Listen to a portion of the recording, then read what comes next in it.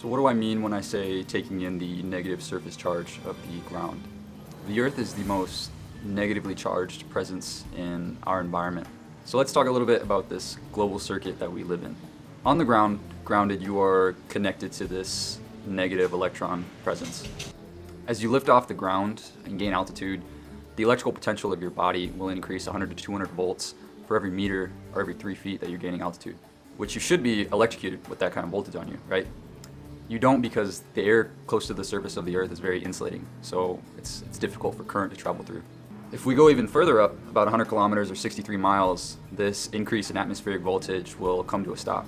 It's at this point that the atmosphere becomes a conductor. The solar rays at this point are strong enough to rip apart molecules. The results are these charged particles called ions. You might be familiar with this part of the atmosphere. It's called the ionosphere. When the sky is clear, there's an electrical difference of around 250 to 500,000 volts between the ionosphere and the ground. You can think of these 2 points as conductors, with the ground being at 0 and the ionosphere being at that higher value. Current still manages to make its way in between these 2 conductors through the air.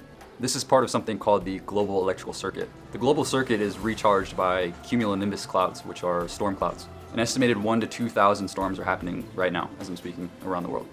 This can produce up to 5,000 lightning strikes per minute. These lightning strikes facilitate an electrical current of about 1 to 2,000 amps of negative charge being transferred down into the ground and an equal and opposite positive charge being transferred up into the upper atmosphere.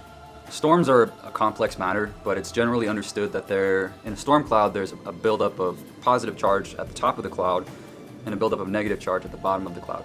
At the same time, you have a buildup of positive charges on the ground. The buildup above and below that negative charge becomes so immense that lightning happens. What's happening is opposites attracting.